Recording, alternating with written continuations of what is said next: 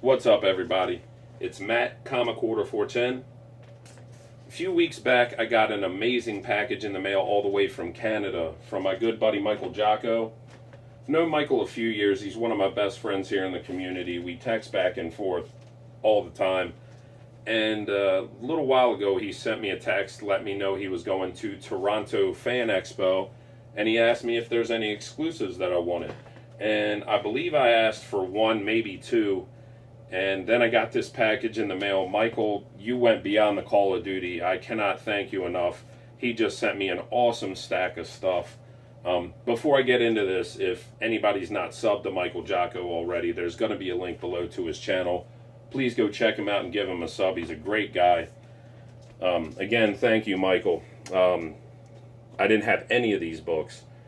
First thing he sent me was this gorgeous Venom 150 variant by Francisco Mattina. One of my favorite covers he's done, actually. That is gorgeous.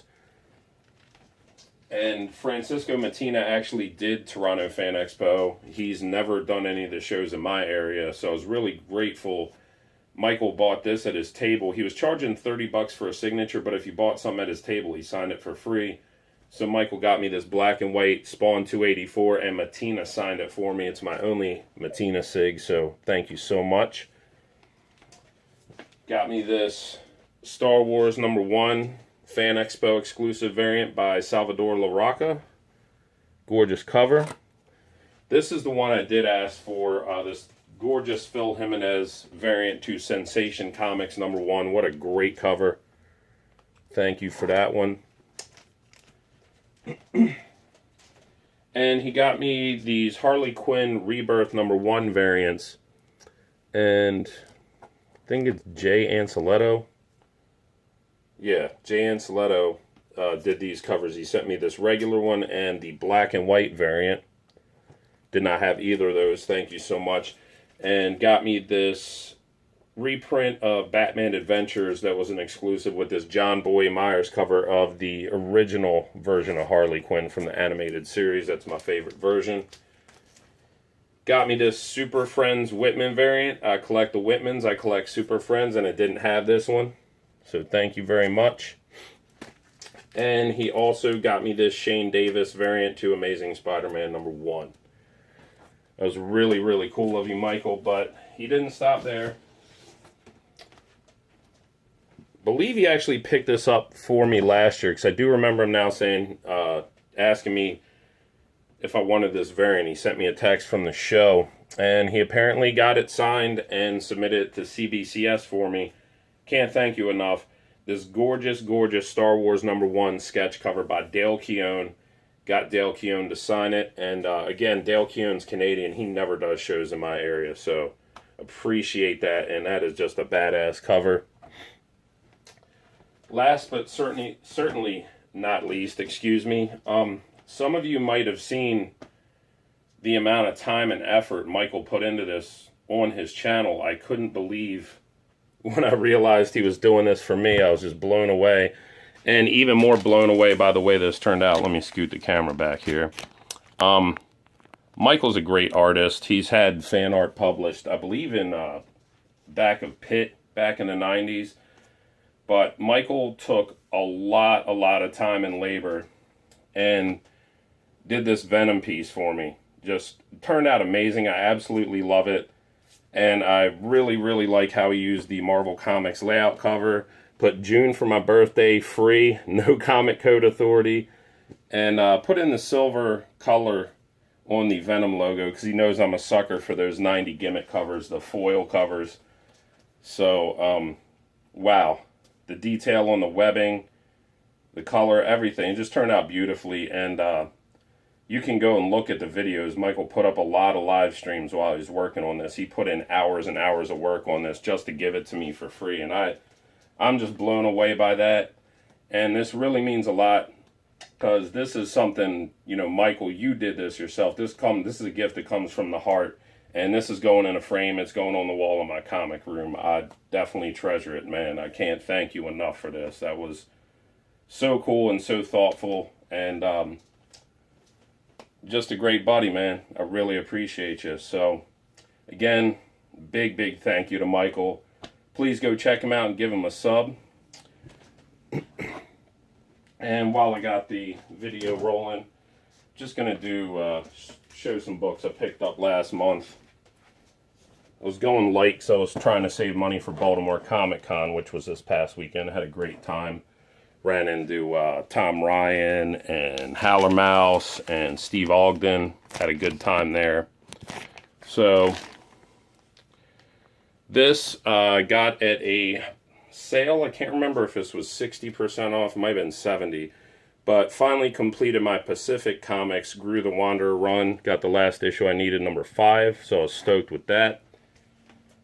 Knocked out 2 more Miracle Mans. I believe I need 2 or 3 more issues and I'm done. Got a beautiful copy of Miracle Man 21. This wasn't even $5. And Miracle Man 23, both Neil Gaiman issues. Great Barry Windsor Smith cover there. Got a beautiful near mint upgrade to my Amazing Spider-Man 309. And got this again, I believe this was 70% off. Beautiful high-grade copy. One of my favorite covers from McFarlane's run. And also upgraded my Amazing 314. But when I see high-grade McFarlane Amazing Spider-Mans on sale for those prices, I'll buy them anyway, even if I have 2 or 3 copies. Was really stoked to find these books at that sale. These were 50% off. Got Cry for Dawn number 2, first print.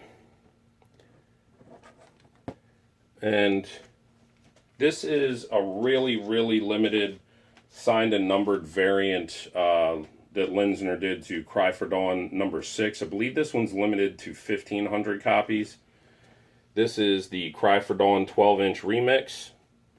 Signed and numbered inside.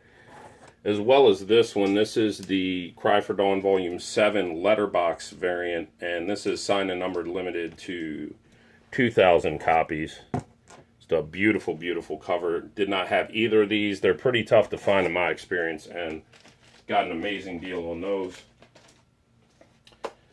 Did some scrounging in the dollar bins, and actually, because it was a sale, these books were 3 for $1. Got Alpha Flight 16 and 17. Actually, a big thank you to my friend Nate, who was there digging with me. He found these, and it's first appearance of Big Hero 6. This book was pretty hot back when the movie came out. It's cooled off a bit, but still shouldn't be in a dollar bin. Nate already had these, asked if I needed them, and I didn't have either one of them, so he gave those up to me when he could have bought them for 33 cents and sold them for a profit. So that was really cool of Nate. Found this in the dollar bin as well. A-Next number 7. This is First Hope Pym. Adam Hughes Bat Babe number 2. Really did some good work in the discount bins this past month.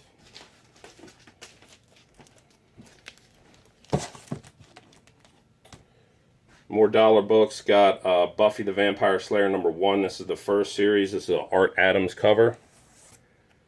Got Lightning Comics Creed number 1. These were 50 cents. I got these at a different shop in the discount bin, but still 50 cents is amazing. These books were red hot in the 90s. So, and this is a variant to Creed number 2. The B cover, I believe it's called like the bare ass naked cover or something like that, or badass cover. So scooped those up. Found the 2003 Dawn sketchbook, already signed by Linsner in 2003. This would have been his 3rd sketchbook ever, and I did not own this one, so I was really happy to find that for 50 cents. This is a book I've been looking for on the cheap for a while. It's not worth a whole lot, but just had trouble finding it for whatever reason in decent shape. But this is Crystar number 8 with this excellent Michael Golden cover, and those of you who are Danzig fans will notice Glenn Danzig's a comic book fan. That is where he got his album logos from that cover. So, very happy to have that. Got Dragon Force number 1. This is early Air Cell stuff from Dale Keown. Some of his first published work. Picked this up when it came out. This was cover price, but this is the Marvel Rising, Miss Marvel, and Squirrel Girl number 1. This was a recalled book, so I grabbed that. Found Dragon Force number 2 in the dollar bin.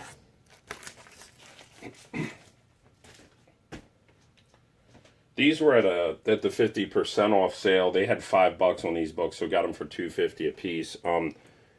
This is actually the last issue, number 11 of From Hell. I didn't have that, and I must not have pulled them out, but I also found From Hell 1, 2, and 3 for $2.50 each. So I wasn't leaving them there, even though I already had them.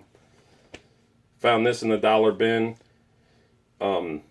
Adam Hughes, Gen 13, Ordinary Heroes. This, I believe, reprints both issues, but this is the French edition. So snatch that up.